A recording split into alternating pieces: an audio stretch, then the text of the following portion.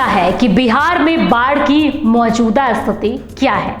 कितने बिहारी जानते हैं कि बिहार के कितने जिले इस साल बाढ़ की चपेट में आ गए हैं? कितने लोग जानते हैं कि इस साल कोसी, सीमांचल और मिथिलांचल का क्या हाल है? 2025 बिहार में चुनाव का साल है। सौगातों का बारिश हो रही है, बड़े बड़े ऐलान किए जा रहे हैं, पेंशन बढ़ाया जा रहा है, बिजली मुफ्त हो रही है, 10-10 हजार रुपए बांटे जा रहे हैं। समाज के हर वर्ग को सरकारी योजनाओं का लाभ दिया जा रहा है। फिर ये लोग कौन हैं? किस राज्य के, किस जिले के हैं ये लोग जो अपना दुख गा रहे हैं? जैसा कि कल या आज नेपाल के द्वारा 5,10,000 क्यूसेक पानी अभी तक में छोड़ दिया गया है, जिससे कि संभावना है कि रात तक में जल स्तर बढ़ेगा। इसके लिए नाव की व्यवस्था कर दी गई है, कम्युनिटी किचन की व्यवस्था किया जा रहा है, जिला प्रशासन बिल्कुल तैयार है। और यहाँ जैसे कि देख रहे हैं कि सब जगह टेंट की व्यवस्था और रहने के लिए शिविर सबकी तैयारी है। कहाँ 2 विद्यालय में लगाया जाएगा, ऐसे टेंट के द्वारा, वाटर प्रूफ टेंट के द्वारा भी शिविर जो खोलकै हन जे छै कोनो चीज के व्यवस्था हमरा आर के केना डूबे कतऽ रहबै छै, कोनो नाव छै एतऽ एक लगी पानि होइ छै, थाह नहि लै छै, आ केना के कतऽ बाल बच्चा लए के रहबै, आ केना के सामान कतऽ देबै से बताबियौ अहाँ सब, केना रहबै?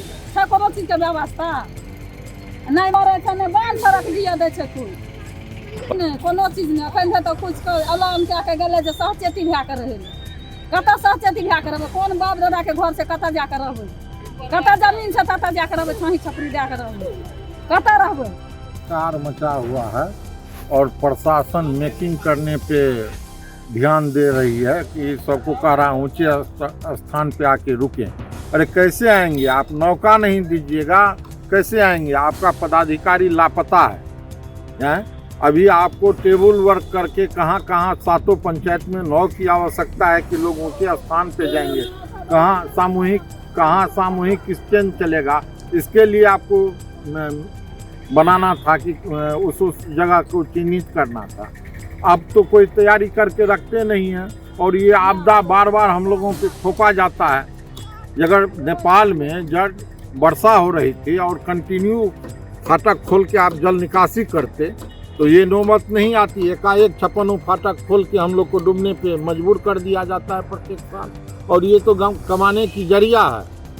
कोसी जो है ये प्रशासन और नेता के लिए ये कामधेनु गाय है, साल में एक बार दूहता है, भर साल कमा के खाता है इससे। जहां अधिकतर चैनल बिहार में इस वक्त चुनाव से जुड़ी खबरों को कवर करने में लगे हुए हैं, पटना, भागलपुर, दरभंगा, मुजफ्फरपुर और गया जैसी शहरों में डेरा जमाए हुए हैं, वहां आइडियल एक्सप्रेस ने बीड़ा उठाया है।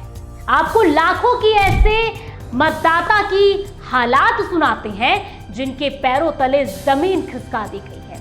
इस बाढ़ ने उनके पैर से जमीन हटा दी। बिहार के कुल 38 जिलों में से मौजूदा समय में 28 जिले ऐसे हैं जहां की अधिकतर जमीन बाढ़ की चपेट में है।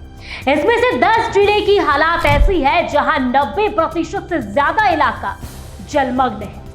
ये 10 जिले सीमांचल, मिथिलांचल और कोसी क्षेत्र में है। पटना, भागलपुर, बेगूसराय, लखीसराय, दरभंगा, समस्तीपुर, सहरसा, नालंदा, वैशाली, ये सभी वैसे जिले हैं जिनकी हालात बाढ़ के कारण दिन प्रतिदिन बिगड़ते जा रही है। अब तक करीब 19 लाख लोग बाढ़ से प्रभावित हैं।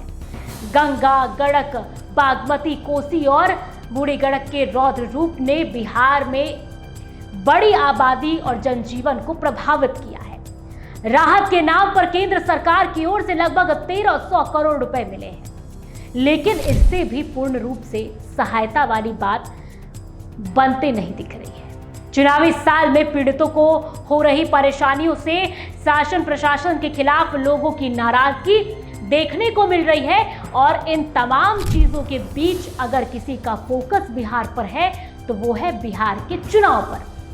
चुनाव पर तो हर कोई कवर कर रहा है, चुनाव पर तो हर किसी की नजरें हैं, लेकिन उस नजर से थोड़ा दाएं बाएं भी मुड़कर देखें और देखें कि बिहार की स्थिति क्या है, और जहां अनगिनत प्रस्तावों, अनगिनत वादों के बीच में क्या कुछ बिहार वासियों को झेलना पड़ रहा है, इस पर गौर करना भी जरूरी है। और ये एक गंभीर विषय है। बहरहाल देखने वाली बात होगी कि इन तमाम वादों और प्रस्तावों के बीच में बुनियादी सुविधाएं कब तक सुधरती हैं और स्थिर होती हैं। तो फिलहाल मेरे साथ इस तमाम अपडेट में इतना ही। ऐसे ही तमाम खबरों के लिए, जानकारियों के लिए देखते रहिए ITEL एक्सप्रेस।